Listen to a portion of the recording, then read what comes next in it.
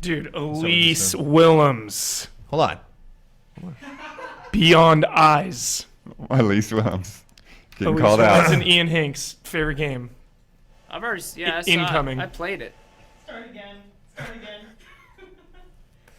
So Beyond Eyes has that like Cuphead factor, where if you put it in a montage at like an Xbox or a PS4 press conference, like everyone's like, "Ooh, what was that?" You know, and like you look at this, it's like, what watercolor blind girl? What's happening? Mike Huber, you checked this game out and you Yes. dug it. I'm glad we can talk about it. I am not going to say some things that I saw because spoilers. This game needs to be experienced, Kyle Bossman.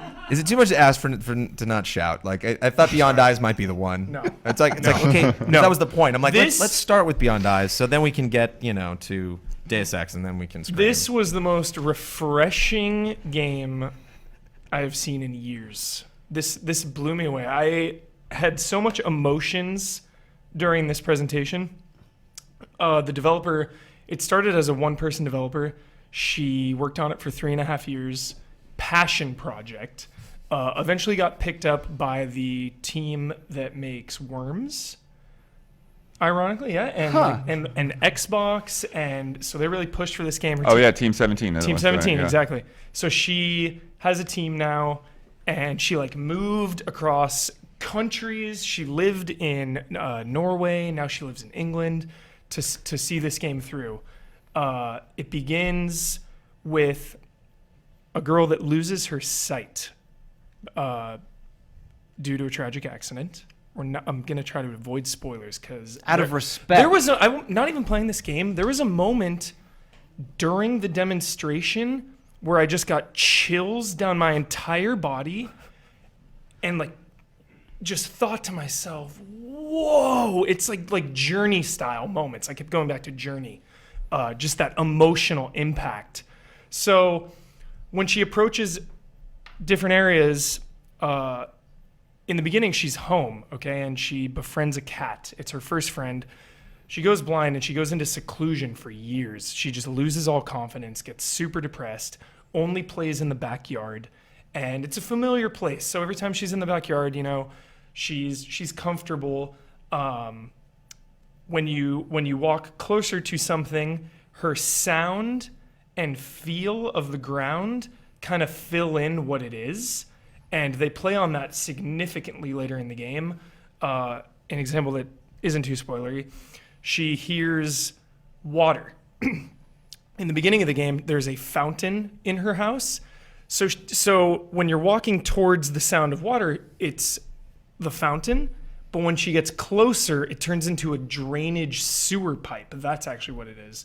Huh. So it's just playing on these expectations and the sense of discovery of, you know, the farther she gets away from home, the more foreign and the more intense. Like there you see a huge cloud of smoke, you know, because she's never been that far away from home. She has no idea what to expect. Did she ever interact with anything, or was it just constantly moving forward? Yes. So there are no objectives. The game evolved from being very gamey.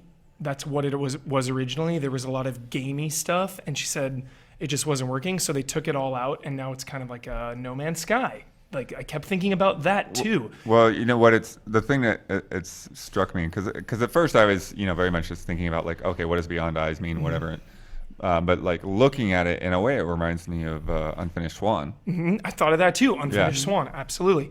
And she just kept saying it's she wanted a fairy tale vibe, a magical vibe of this girl struggling to live in this world that befriends this cat. It's her only friend, and now it's the search for this cat.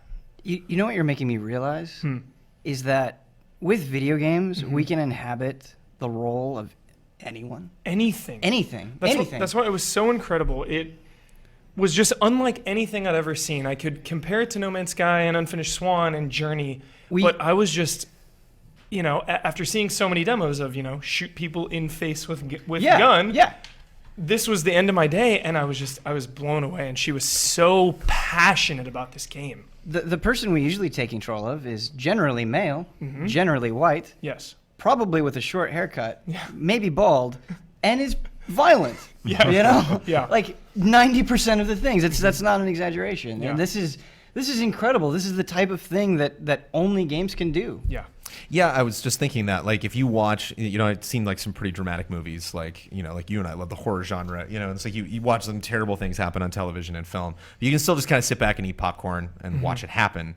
But like, I remember Brothers, like there's a, again, no spoilers, but there's a scene in Brothers where they basically make you do something, and it's not like a gruesome, like, oh, I'm chopping this guy's head off. But it's just like, I don't want to do that, like it was just, and then you actively had to do it. Yeah. And so it's like only games can do that. And it doesn't happen that often. There are a lot of really great independent games out there that have really interesting systems, but to have something like a Gone Home, like just that's like, revelatory moment. And it sounds like this is just begging for stuff like this, where like if you have some kind of cloud or like antagonistic force or like sounds appearing in the distance and stuff, like. And it's just, it's coming from a place of passion. The developer actually lost her cat when she was young, and she's putting that into the game. And there were other references to her life that were more personal that I will not air on this. But it was so refreshing and inspirational to see. I mean, this makes me hopeful for the future, and it's just pure creativity. And how cool is it that only she could make this game, right? Exactly. This came from her is experience. her mind, yes. Anybody can make a multiplayer game where you have to control objective points, right? But only she can make For Beyond Eyes. And I think that makes it especially appealing. This is one of a kind. This is a gem. I have a concern.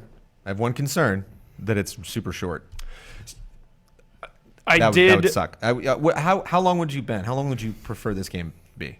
However long it needs to be. That sounds like such a smug jerk answer. I get it. But no, that's like, a very Ben Moore answer. Yeah. Yeah, I hear you. I mean, Yeah. Journey's 2-3 hours, and that's something something I'll never forget. I was going to say 2-3 is nice. I was thinking. An evening. Yeah, I was basically. thinking. It'd be nice to have an evening with this game. Sure. Like, I think that's fair.